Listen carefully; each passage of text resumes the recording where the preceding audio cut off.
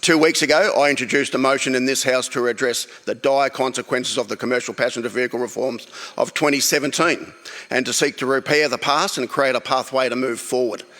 I shared with you my own personal story and called on you all to acknowledge the economic devastation that was caused when the taxi and hire car licences were revoked for a fraction of their worth for some and nothing for others. To recognise that deregulation has caused a glut of commercial passenger vehicles on our roads, threatening the viability of the industry and pushing driver exploitation to new heights. Thank you for those who contributed to the discussion, many of you in support of the argument I put forward. Today, however, I wish to concentrate on the thoughts of the Andrews government represented by Mr Melham's contribution only a fortnight ago. Rather than acknowledge the pain and financial devastation that the stakeholders of the commercial passenger vehicle industry have endured as a consequence of these reforms, Mr Melham instead chose to question whether taxi and hire car licences even constitute a property and whether the revocation warrants any compensation. Mr Melham deferred to an ongoing legal case. In fact, there's 3 legal cases in the Victorian Supreme Court, and that should be a red flag for the government, which is seeking to address the issue and suggest the matter is best avoided entirely until then our Parliament interfere with the legal process. Disappointingly, the argument I was making has been missed by my friend and colleague.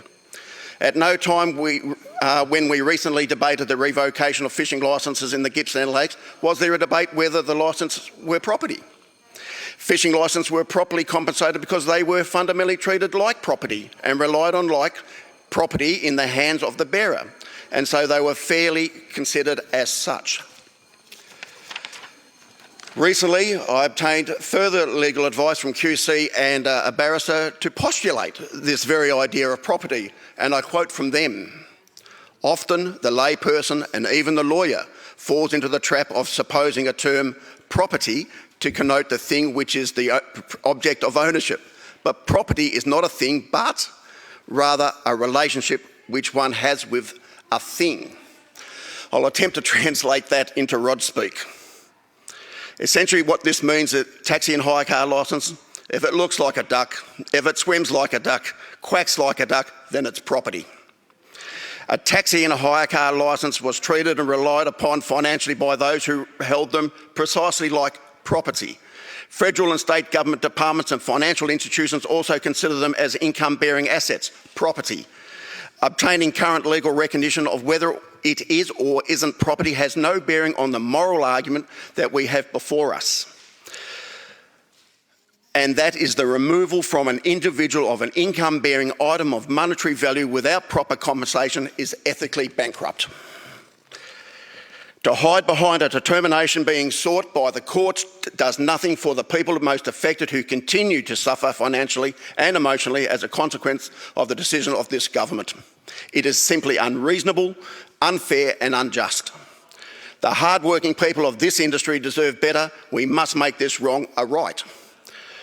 Mr Melham, I know in my heart of hearts that you understand this, and I appeal to you to put the political spin to one side and sympathise with the more often than not migrant working people of the commercial passenger vehicle industry. Mr Melham, we shall reminisce with what you had to say in this place on the 22nd day of June 2016, when this very chamber debated the introduction of the Rideshare Bill 2016. Maybe my words don't carry any weight. Maybe I'm too easy to ignore.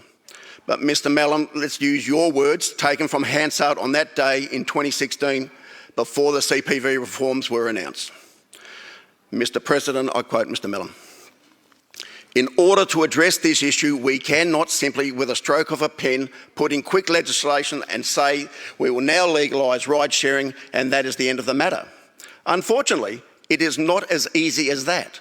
This is a multi-billion-dollar industry, and some estimates by the Victorian Taxi Association show that, for example, the value of the current taxi licence in Victoria far exceeds $1 billion. So there is an issue that needs to be addressed." I couldn't agree more with Mr Melham. His assessment of the value of privately held taxi and hire car licences, which has been revoked as part of the reforms, is accurate. Over $1 billion wiped clean. Mr Melham then goes on to say, "It is very important to look at the opening up of the industry for competition. I think it's a great thing, but it's also important that while we're doing that, we do not send current operators to the wall. As I said, the Victorian Taxi Association has valued the current licence in Victoria, and these are not figures that have been plucked out of thin air.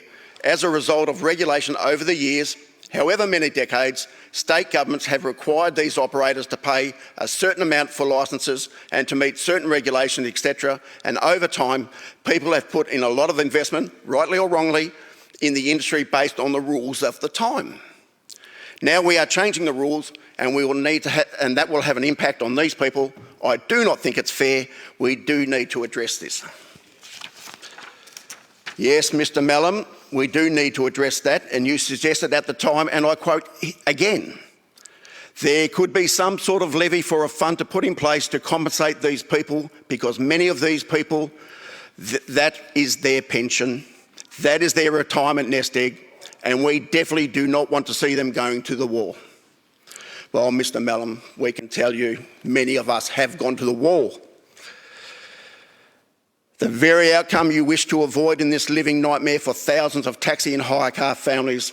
Some have lost their homes, others are paying for loans for assets they no longer own, others are still have been left without their superannuation and now reliant on government benefits.